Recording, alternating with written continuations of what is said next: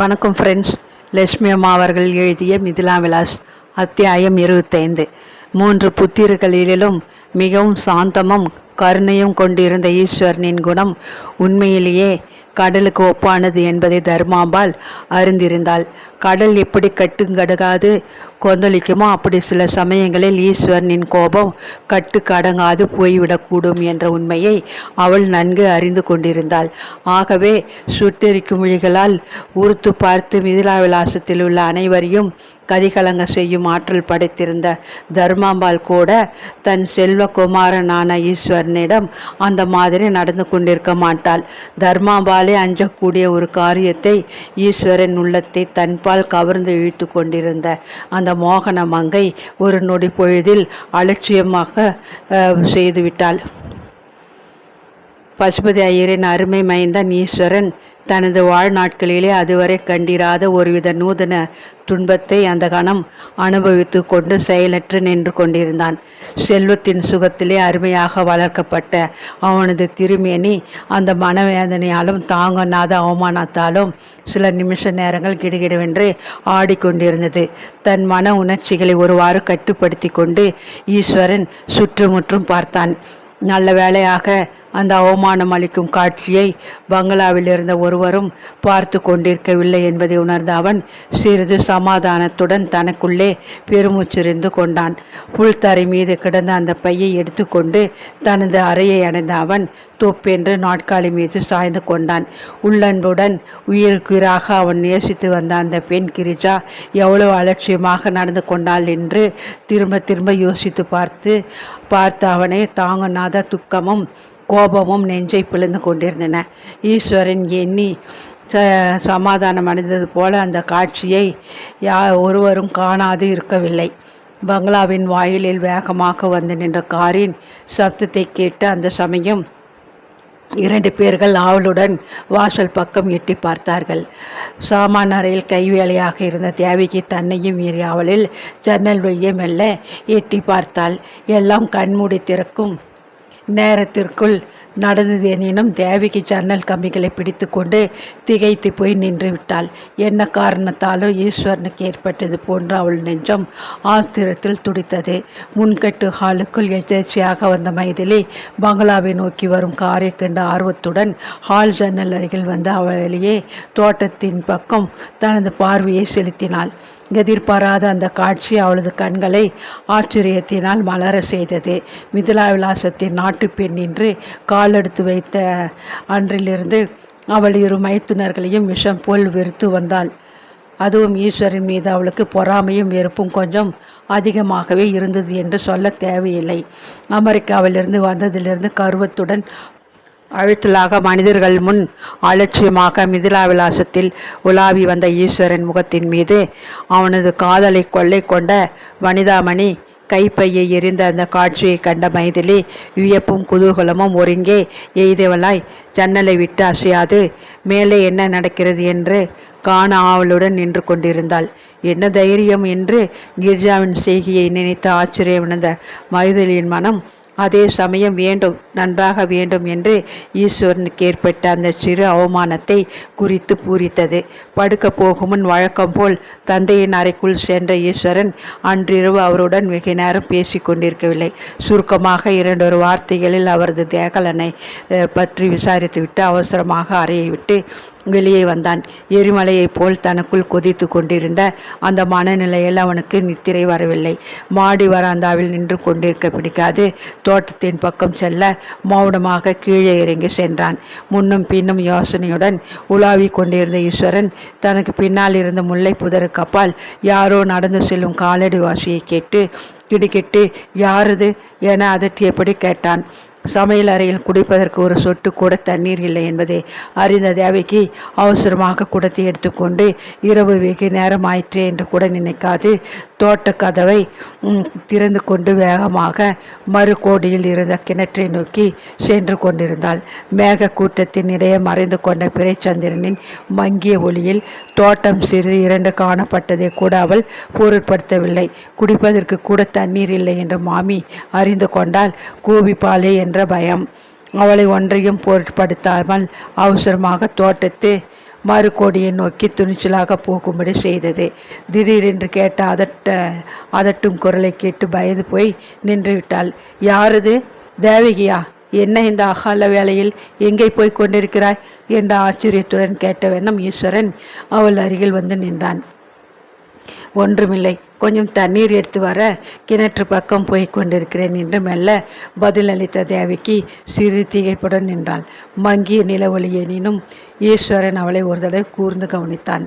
அழுங்கிய கூந்தலையும் மாசுபடிந்த ஆடையையும் அதிக வேலையினால் சோர்ந்திருந்த முகத்தையும் கவனித்த அவன் திடீரென்று ஏற்பட்ட பச்சதாபத்தினால், தேவகி, இத்தனை நாழிகைக்கு மேல் கிணற்றுக்கு நீர் எடுத்து வர தனியாக போகலாமா? உனக்கு சிறிதும் பயம் கிடையாதா என்று வாஞ்சையுடன் வினவினான். பயப்படுவதற்கு இங்கே என்ன இருக்கிறது? சின்னசாமி அதோ கூப்பிடும் தூரத்தில் படுத்து கொண்டிருக்கிறான். இதற்கெல்லாம் நான் பயப்பட மாட்டேன் என்று பதிலளித்த தேவிக்கு புன்னகையுடன் மேலே செல்ல திரும்பினாள். இதை துணிச்சல் என்று சொல்ல முடியாது, அசட்டு தைரியம் என்றுதான் சொல்வேன் தேவிக்கு. இனிமேல் நீ இந்த மாதிரி இக்காரியங்கள் எதுவும் செய்யாதே. அகால வேளையில் தோட்டத்தில் மனித உதவியின்றி தன்னந்தனியாக நீ வருவது தவறான செய்கையாகும் என்று கூறிய ஈஸ்வரன் அவளுடன் கூடவே பின்னால் சென்றான். ஈஸ்வரன் தன்பால் காட்டிய சிரத்தையை கண்டு தேவிக்கு மகிழ்ச்சி அடைந்தாலும் அது சமயம் அவள் மனதில் ஒரு பெரும் திகில் ஏற்பட்டது.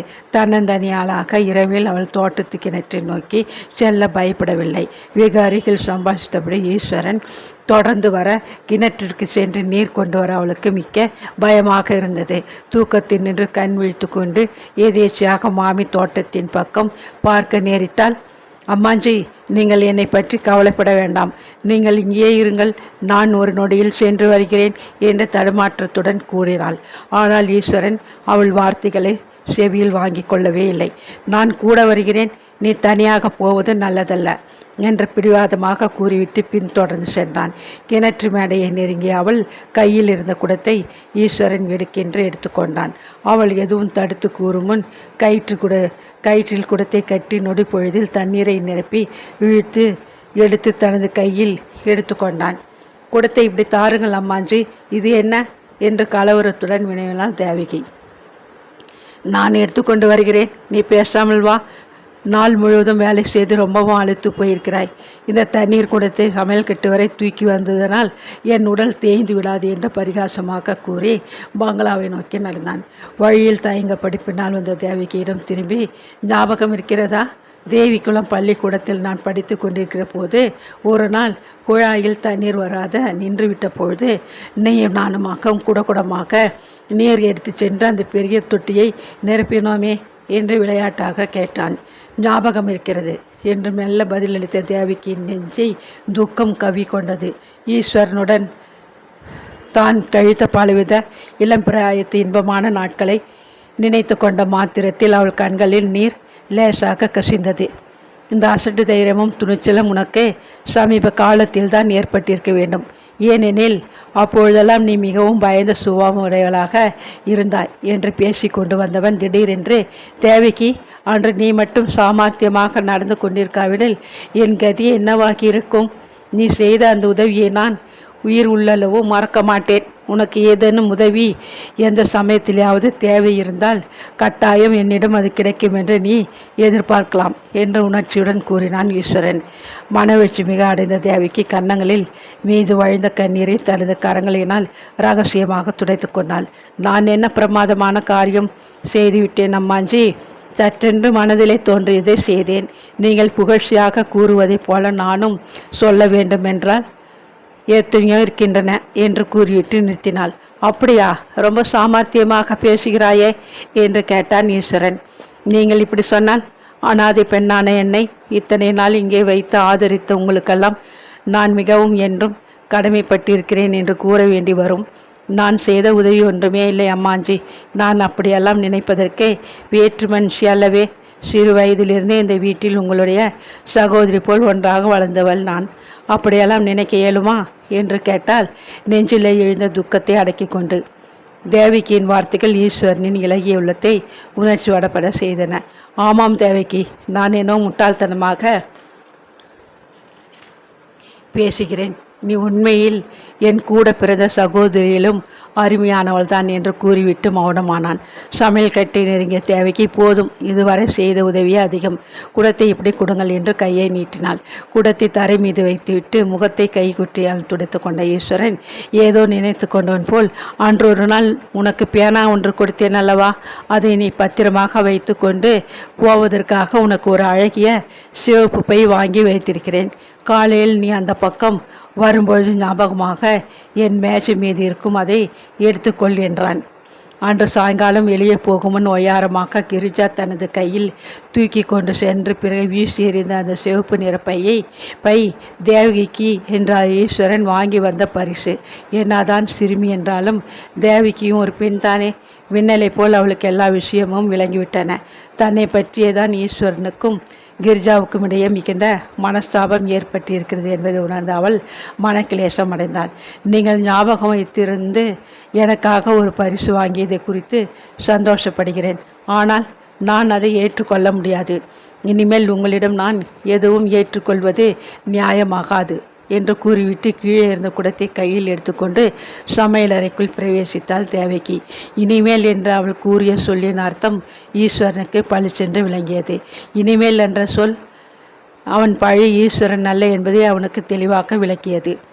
கூடிய சீக்கிரம் மறைவிருந்த ஆனந்த சுவதேனம் ஏனோ திடீரென்று ஒரு இரும்பு சக்கரம் போல் மாறி தன்னை சூழ்ந்து கொண்டு தனது சுதந்திரத்திற்கு பெரும் தடையை விதிப்பது போன்று அவனுக்கு ஒரு பிரமை ஏற்பட்டது.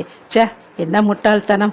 வாழ்க்கையை ரம்மியமாக்குவதற்கு கல்யாணமா, சுதந்திரத்தை பறி கொடுத்து அடிமையாகி அல்லலுறுவதற்கு கல்யாணமா என்று தனக்குள்ளே எண்ணி வைக்கின்ற அவன், என் சகோதரிக்கு மேலான உனக்கு எதுவும் கொடுக்க எனக்கு எப்பொழுதும் உரிமை உண்டு.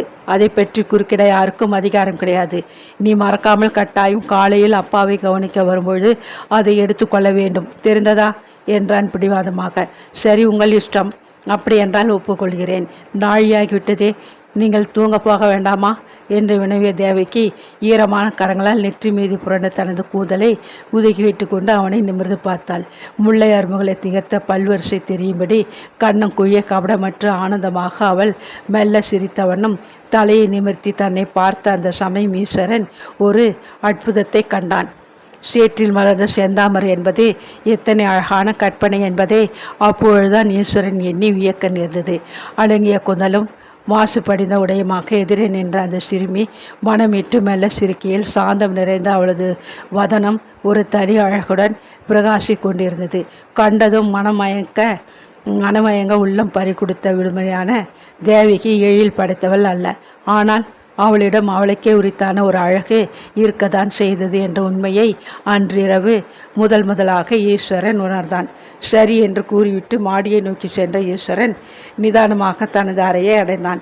படுக்கை மீது சாய்ந்து கொண்டு ஜன்னல் வழியே வானத்திலே ஊர்ந்து சென்ற விண்மதியை பார்த்தபடி சிந்தனையில் ஆழ்ந்த ஈஸ்வரன் தோட்டத்தில் நின்று வீசிய பூங்காற்று என்றுமில்லாத தன்மையுடன் முகத்தில் வந்து படிந்ததை உணர்ந்தான். குமரிக்கொண்டிருந்த அவனது மனத்தில் திடீரென்று ஏற்பட்ட அமைதி அவனது கண்களை பலமாக அமைக்கின. ஈஸ்வரன் நிச்சந்தையாக அன்றிரவு தூங்கினான். தூக்கத்தின்று விழித்து கொண்ட கணவன் தாகத்திற்கு கொஞ்சம் குளிர்ந்த நீர் வேண்டும் என்று கேட்கவே அவசரமாக கீழே இறங்கி வந்த மைதிலி பேச்சு குரலை கேட்டு சந்தடி செய்யாது சமையல் கட்டை அணுகினாள். இரண்டாவது முறையாக அன்று அவள் கண்ட காட்சி அவளது கற்பனைக்கு உகந்த விருந்தாக இருந்தது. மைதிலி வெகு நேரம் தாழ்வார் துவாரத்தில் நின்று கொண்டு இருவரையும் பார்த்து கொண்டிருந்தாள். கிரிஜாவுடன் மனஸ்தாபப்பட்டு கொண்ட ஈஸ்வரன் அகால வேளையில் தனியே அந்த பெண்ணுடன் பேசி கொண்டு நிற்பதன் நோக்கம் என்னவாக இருக்கும்? ஐஸ் பெட்டியை சந்தடியின்றி மெல்ல திறந்து கண்ணாடி குஜாவை எடுத்துக்கொண்ட மைதிலி மிகவும் ஜாக்கிரதையாக மாடிப்படிகளில் சந்தடியின்றி வேகமாக தனது அறையை நோக்கி சென்றாள். தான் அன்று அந்த 2 அதிசய சம்பவங்களையும் உடனே கணவனிடம் கூறாவிடில் அவள் தலை சுக்கு நூறாக வெடித்துவிடும் போன்ற ஆத்திரம் அவளுக்கு ஏற்பட்டது.